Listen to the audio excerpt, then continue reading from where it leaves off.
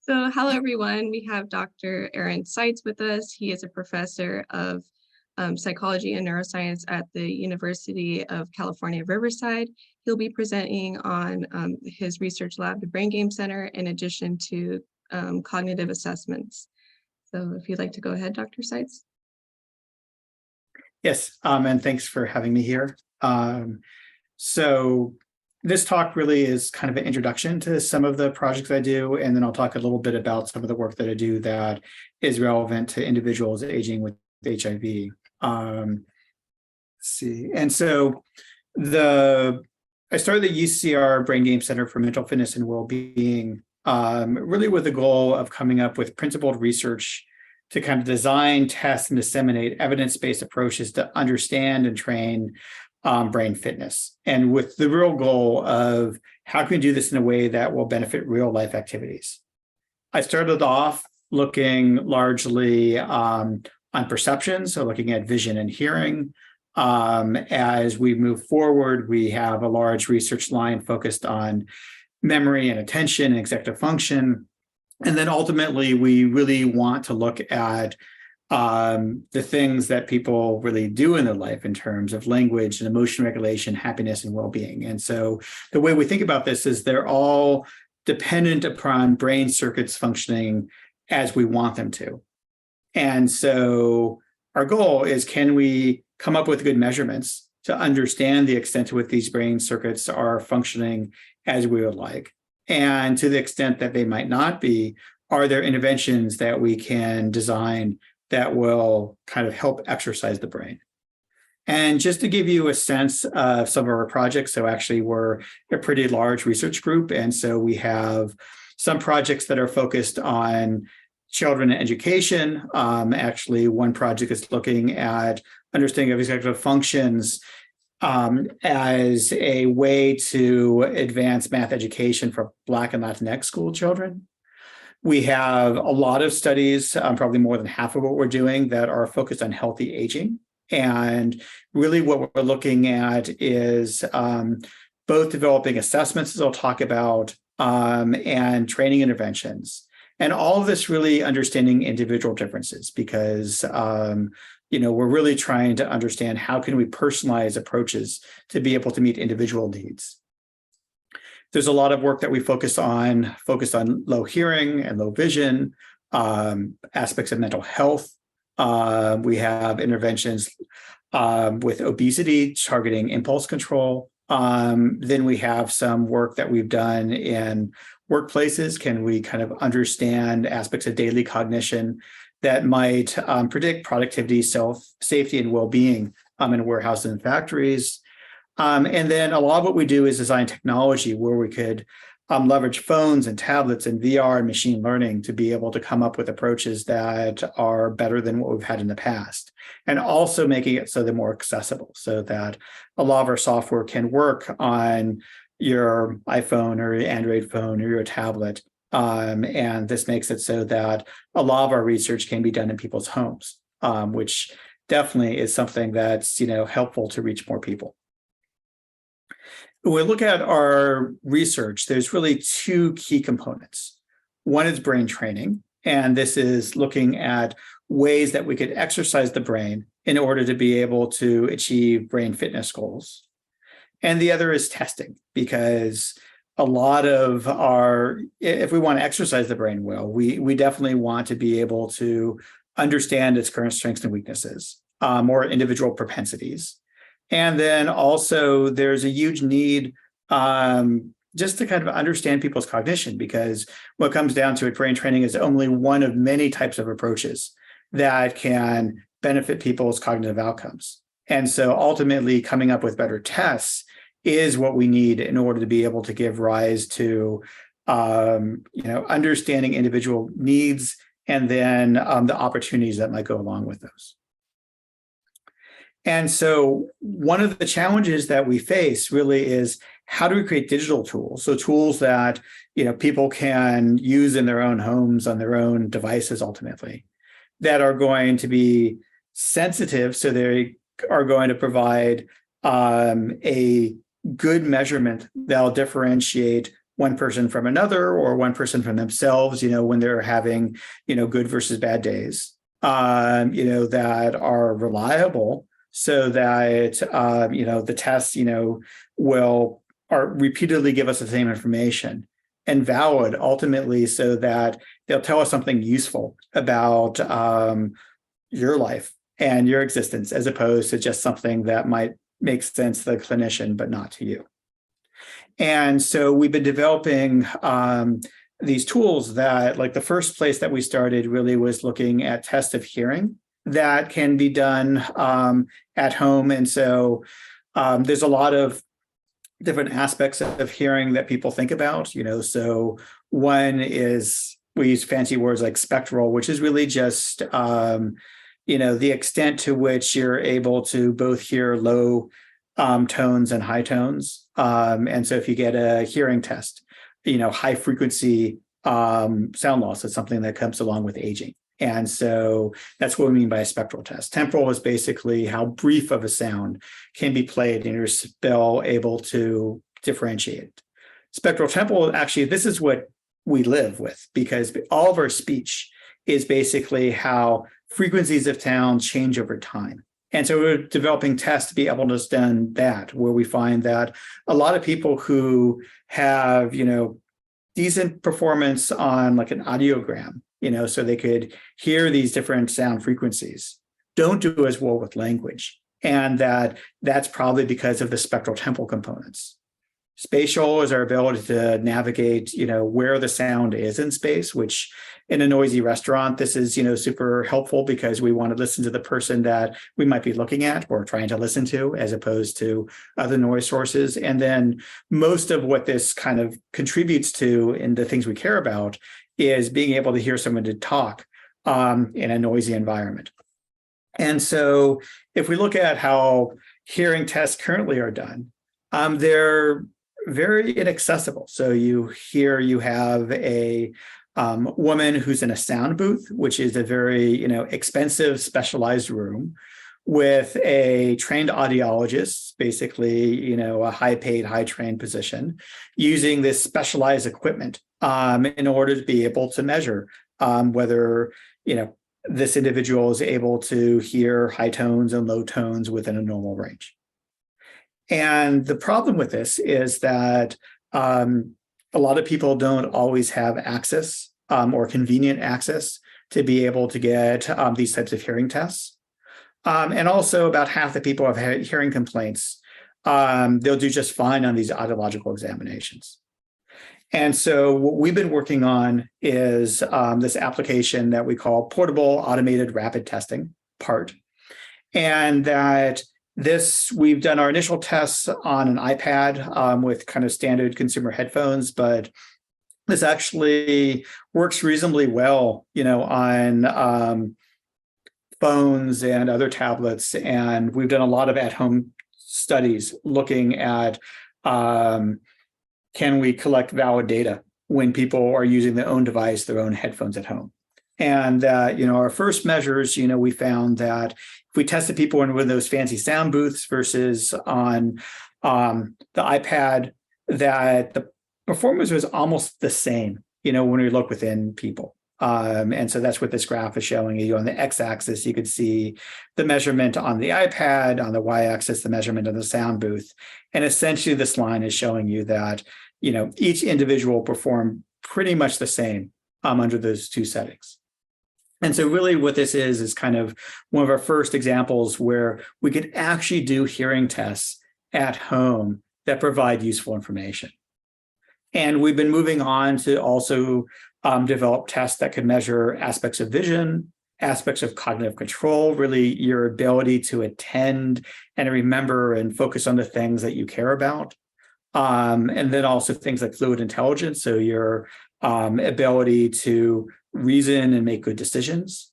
And so all of these kind of go through the same process where we take standard tests, we then develop tests that we run on these tablets and phones. We then validate against the old test to make sure we can measure the same things, but at the same time, we're also looking at how we can come up with measurements that are going to be more useful. Another component of what we do, as I said, is brain training. And so here, the way I like to think about this is that it kind of follows the analogy of how physical training has improved through science.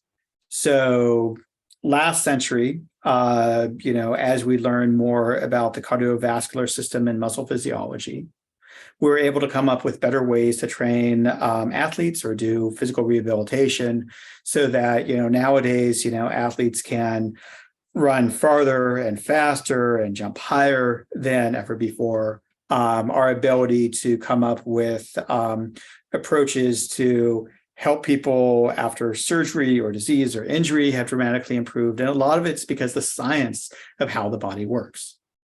And so the idea that people have with brain training is that, well, all the psychology that we know, all the neuroscience that we know, this should help us come up with approaches to be able to improve brain function.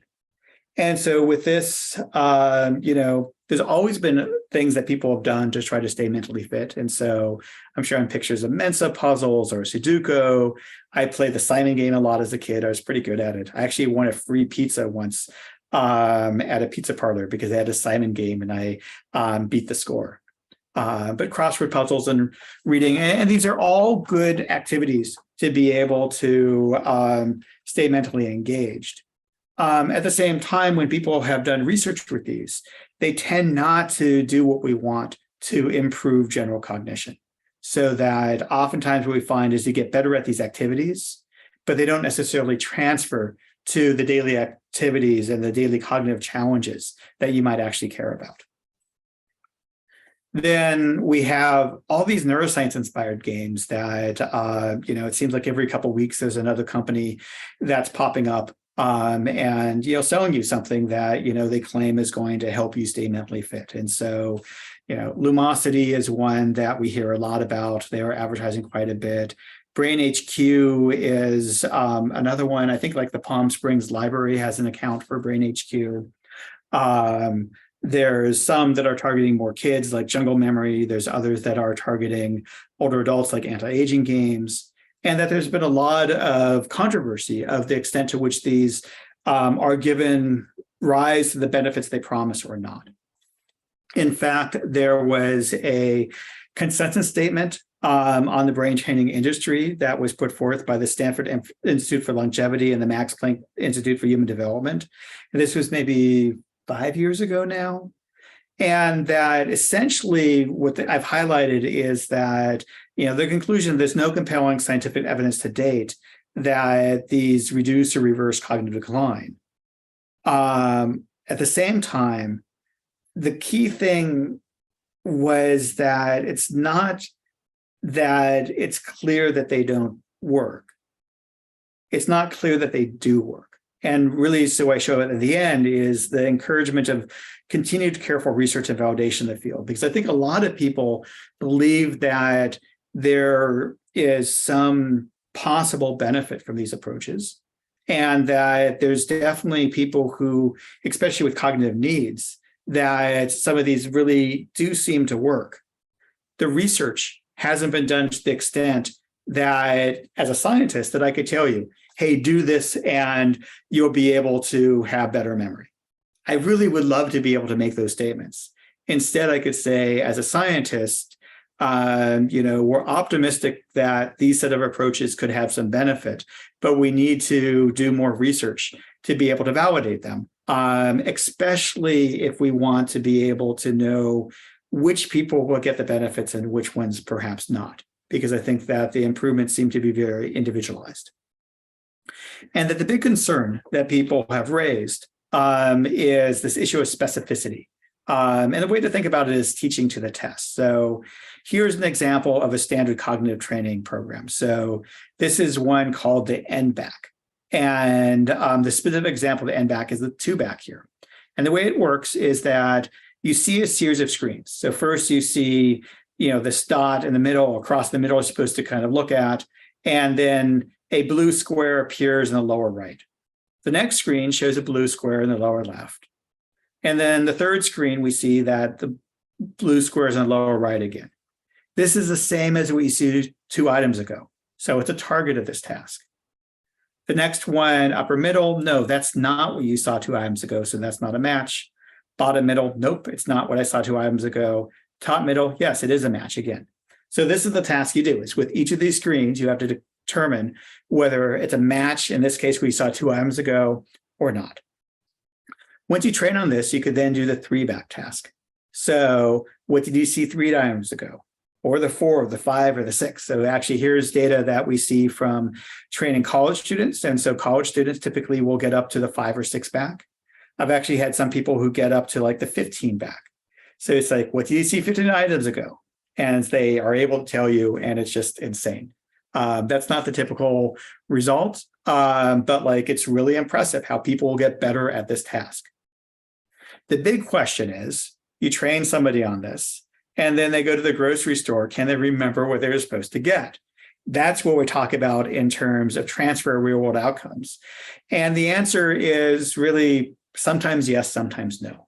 And that's what we're really trying to understand in our research is, how can we make these brain training games truly have real world impact?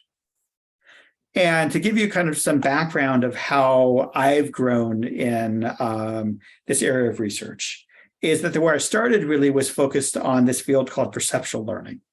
And so in the case of vision, perceptual learning really is looking at the collaboration between the eyes and the brain.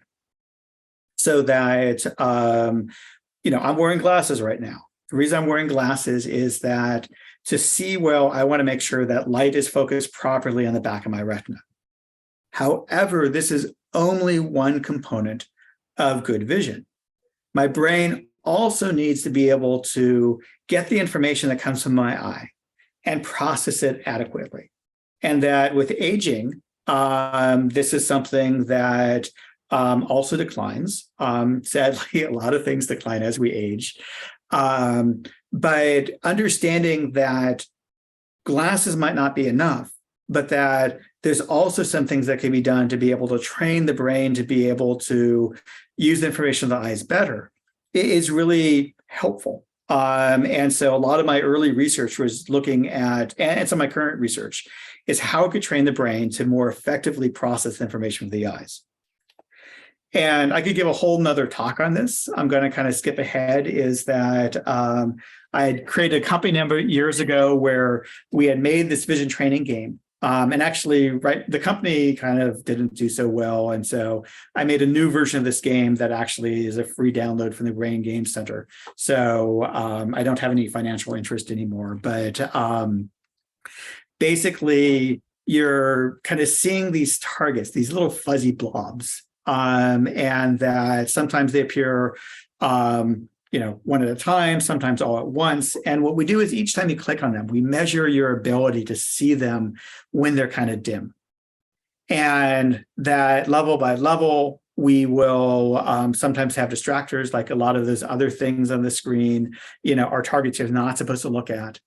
And that what we've found is that these are types of stimuli that your early visual cortices of the brain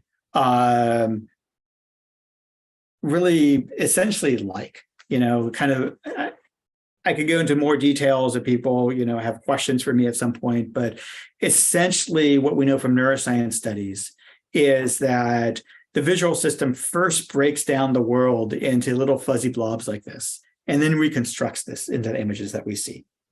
And so I created this game where there's a lot of ingredients that we put into it that we thought would yield good training improvements.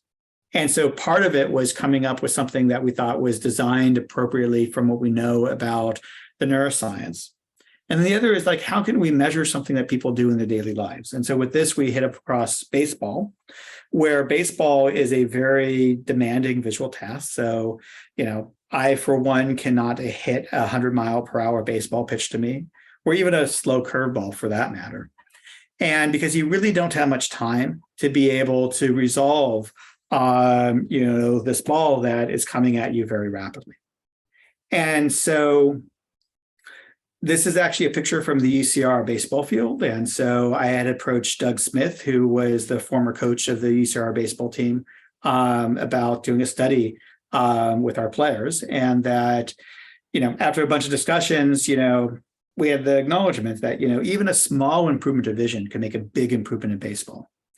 And so we had the hitters come into our lab for 30, 25-minute sessions over fall of 2012. I guess time has flown a little bit. And that we measured the performance before and after with eye charts. And then we also looked at their playing performance in the Big West League, both 2012 and then 2013, after this training had completed. We found that there was improvements in able to see eye charts. So actually, they're able to read the same line on the eye chart about 30% farther away.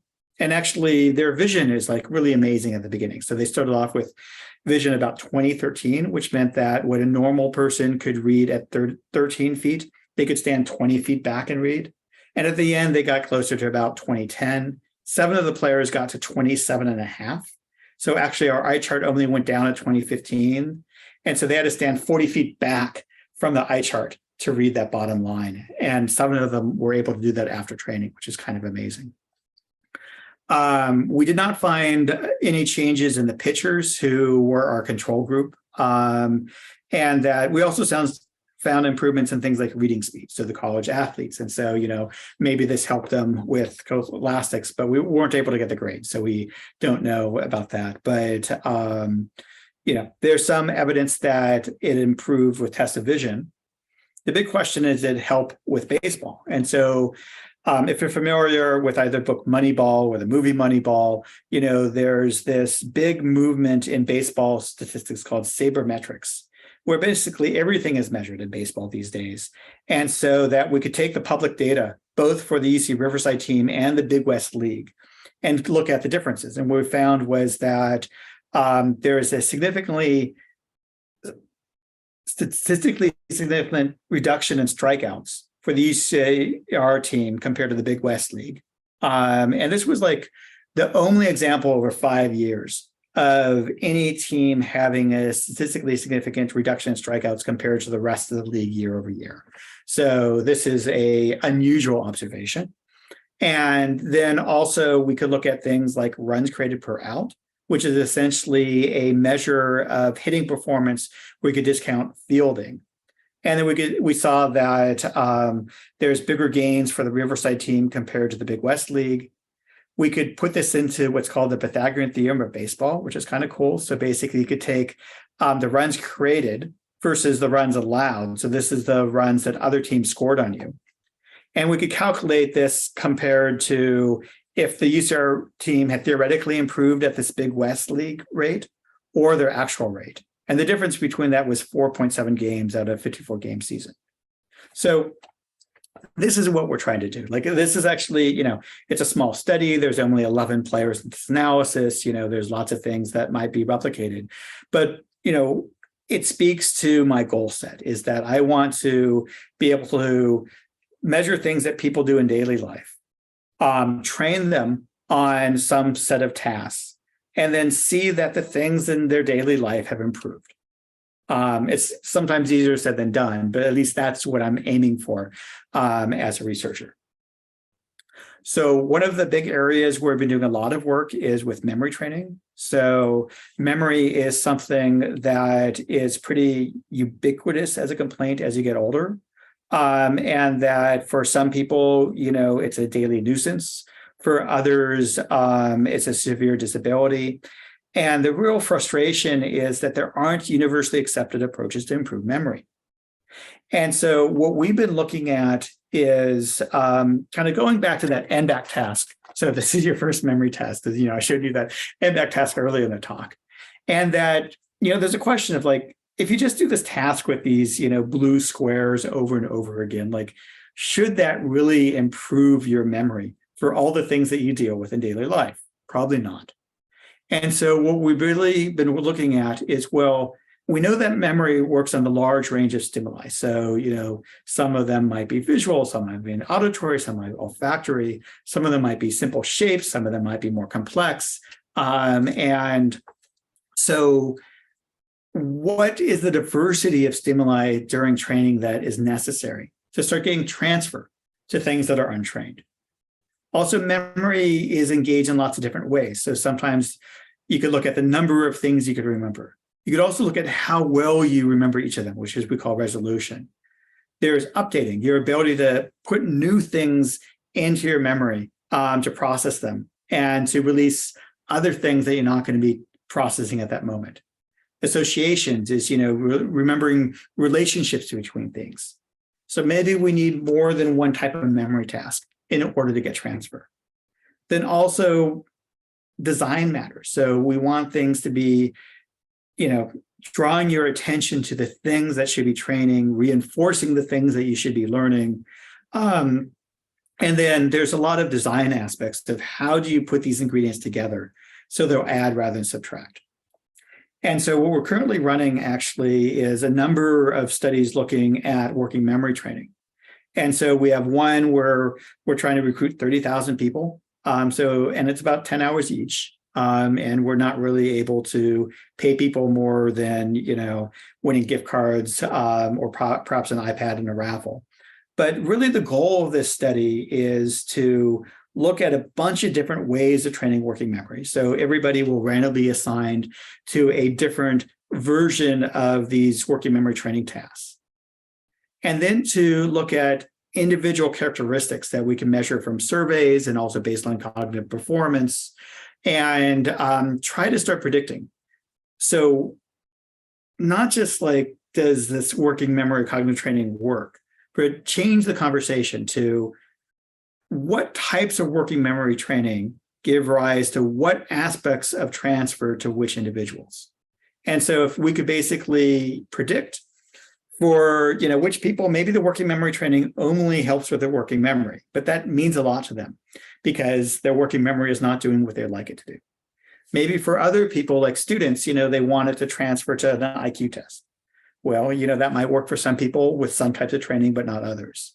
But ultimately, changing the conversation to personalize these types of training, is what we're trying to do with the research, but it requires actually a large number of participants to help us out.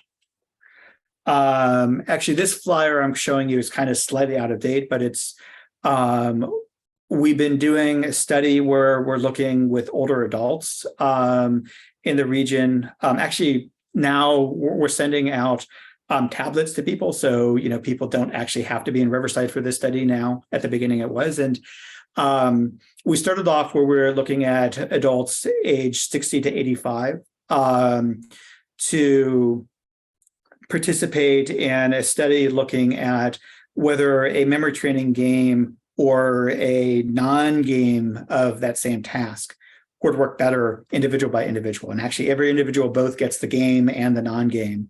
And then we're trying to understand, which people will do better from which or perhaps both.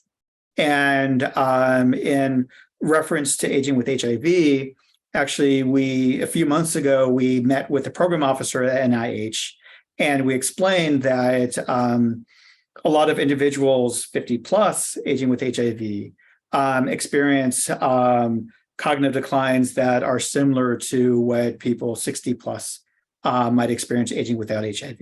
And so we were actually able to change our inclusion criteria. So we're now recruiting 50 plus for this study so that we're more inclusive of individuals aging with HIV. And so here's one link you could sign up. I'll have another copy of this link later in the talk you could see as well. But basically with this study, there's kind of a lot of sessions, but we're able to, pay a little bit. And then also we can loan individuals a tablet that's pre-configured and we could explain the procedures, over Zoom or the phone to be able to kind of help work people through participating in the study, even if they're at home. Some thoughts that I want to get into is that, my view of this brain training is that it has a lot of potential. But as I said earlier, is that the approaches aren't really quite what we want right now. So there's a lot of innovation that's still required to come up with approaches that will serve us well. And sadly, the research also is lacking. And so that's why we need both researchers to be able to move approaches forward, but also participants to help us out So we could learn which things are working and which things are not, and for which people. And I think the key thing really is kind of, I use these terms moderate and mediate, but what it really means is just what are the individual factors, the moderators, that make it so that one individual's cognitive needs and perhaps cognitive propensities or propensities for a given training differ from another individual's.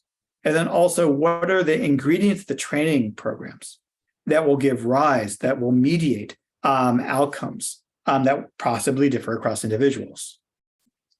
And so what we need are very large data sets. And then we also need, if we start looking across, like with these commercial trainings and such, is, we really need them to start using common outcome measures so we could actually compare them to each other. Because right now, there aren't a lot of studies that actually compare different types of training programs. Because you think about a company, they don't want to compare to another person's product, because what if that other person's product works better? That's a big risk. But the tools really have broad applicability, education, medicine, workplace settings, health and well-being. And so, this is a picture of some of my group. Actually, I have a much larger team than this, but we have a lot of funding also from especially the NIH to do our research. And then, once again, I really am looking for people who want to volunteer as participants. And we have some studies, like I mentioned, on hearing cognition. I'm highlighting green. The working memory training is one that we're specifically seeking people who are aging with HIV to participate.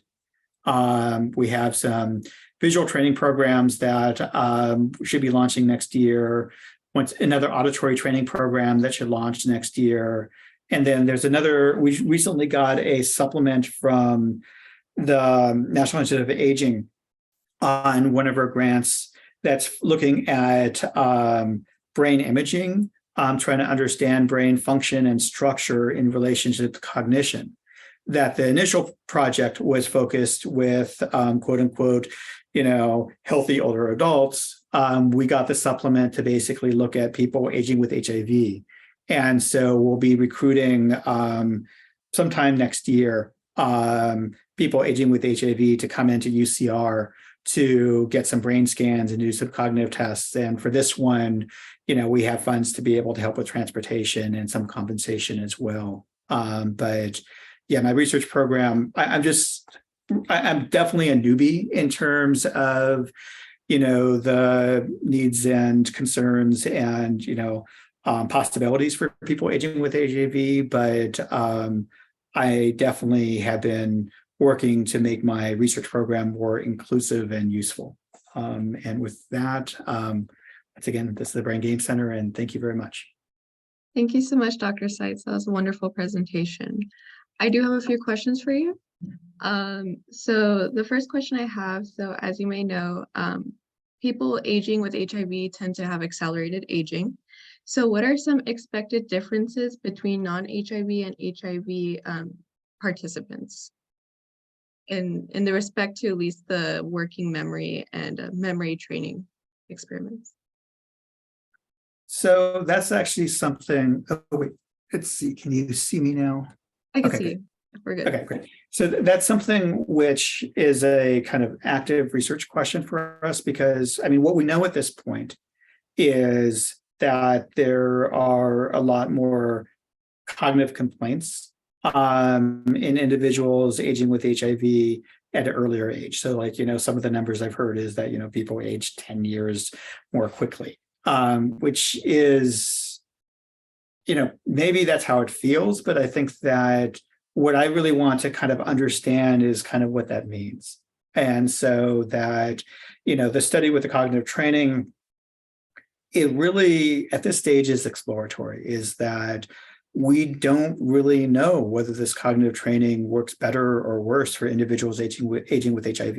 We do know that there are individual concerns and needs. And so we really want to understand the extent to which the outcomes are similar or different. And also how those, how consistent is that across individuals aging with HIV. And then with the cognitive tests, we know that, there are memory complaints. There are complaints about focus, that there are complaints about cognitive variability. So the extent to which, you're with it at one point and not at another point. But what I haven't seen a lot of is good measures that basically helps us assign numbers to these self-reported concerns. Standard neuropsych tests, tell us something, but they're not as sensitive as these digital measures that we're developing. And so, I'm hoping that, with time, I'll be able to give, more concrete answers. But, right now, what I see is that individuals aging with HIV have been underserved in research, and that, we have some tools that I think can help us come to the table and help serve people better. And so that's really where I'm coming from. And, hopefully, if I give another talk in a couple of years, I would just say, here's the things we measured, and also tell me, how do our measurements reflect, people's own observations about themselves? Because ultimately, that's what we want to do, is have, you could then, bring to a doctor, look, here are the measures I get, how does this, change, when my medications change, or, other types of, lifestyle changes are made and things of that sort. And I think that ultimately will be useful, is that just like a fitness tracker, having a mental fitness tracker that's actually meaningful, I think would be helpful. And then it'd be great if these cognitive training programs we're developing, show the benefits that I hope they could show in people aging with HIV. Yeah, and I think it's great that you're extending your research, because you have so many resources and great tests that I think would be great to serve the community. So I look forward to seeing what you have in the near future. One of the other questions I had was regarding one of the studies that are funded by the National Institute on Aging, which originally was 60 to, I think, 85, the age range. And then you decrease the age range to 50. I was wondering if you're interested in exploring if there were any cognitive decline or impairment in some way in ages younger than 50, so like around 40, and see if there's like premature cognitive aging. Were you interested in looking at younger ages? Absolutely. And so some of the studies, have specific enrollment targets. As a researcher, even if I can't use the money from the study to compensate somebody who's out of the range, I am still always try to find a way that we can include them. And so, that's the thing which is kind of frustrating, especially with grants, is that there's a certain arbitrariness of you have to have this cutoff, and you use this, to convince, reviewers and then granting agencies. But yeah, as you saw kind of at the beginning, I work with people across the lifespan.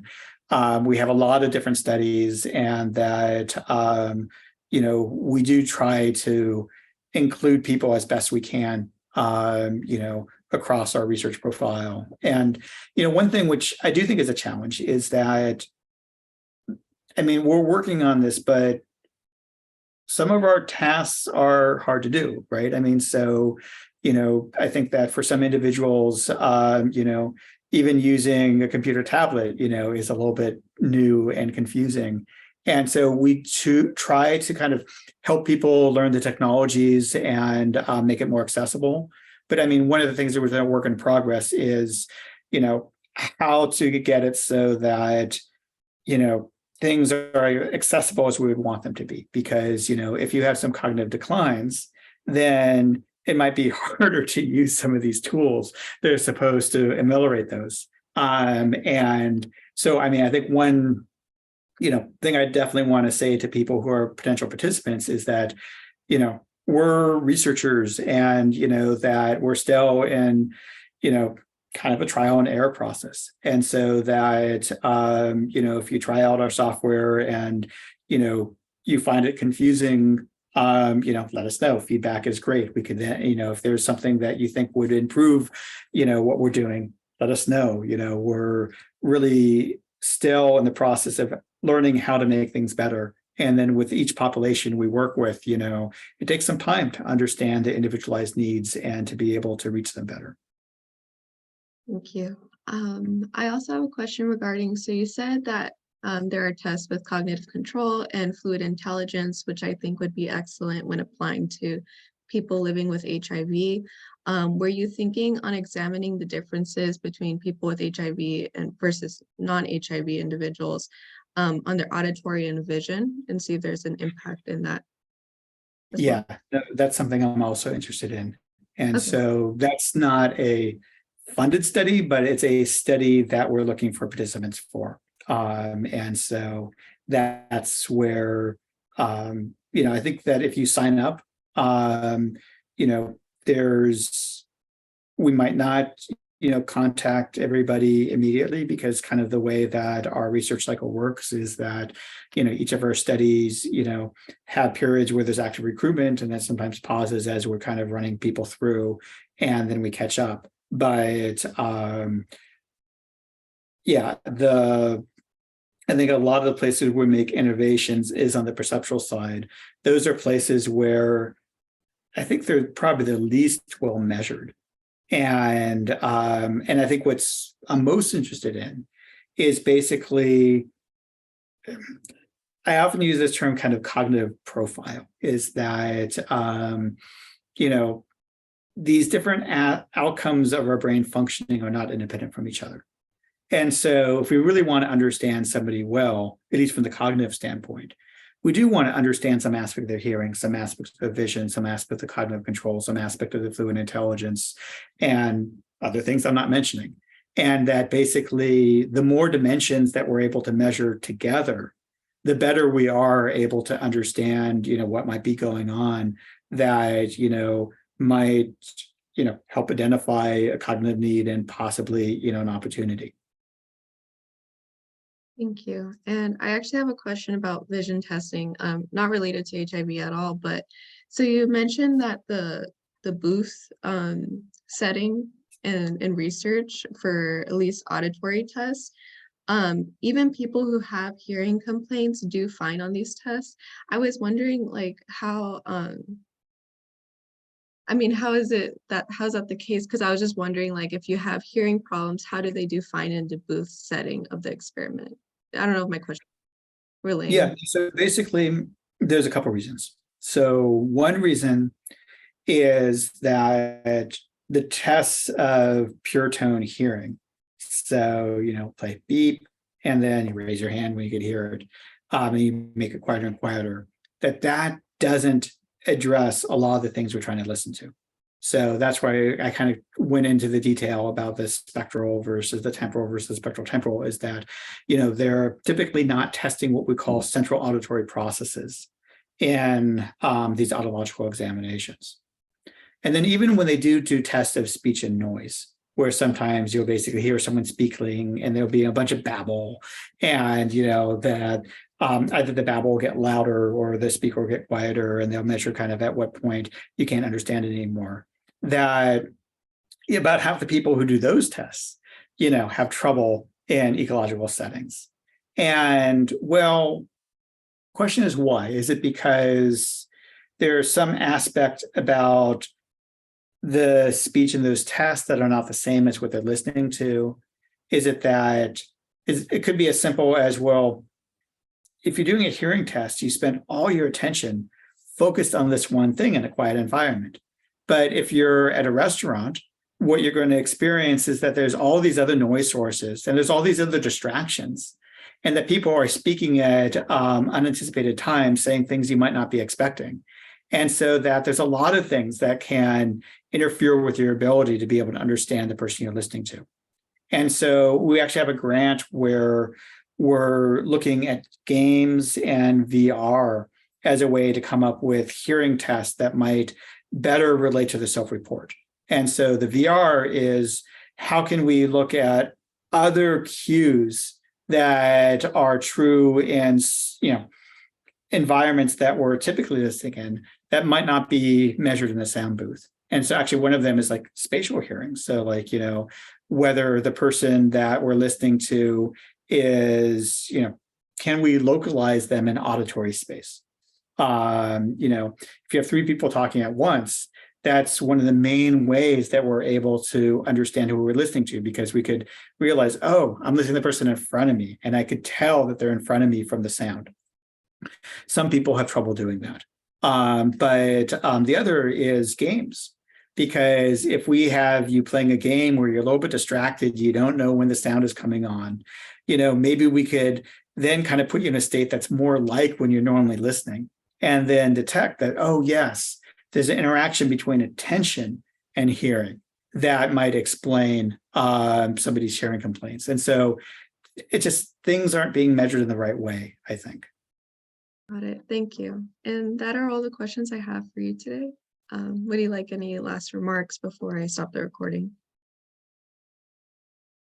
No, just thanks again for having me here. I'm happy to come back another time. I'm interested in any questions that people might generate when they watch the video. And have a good day. Thank you. We're happy to have you too. And I'll send you any questions that they may have in the server.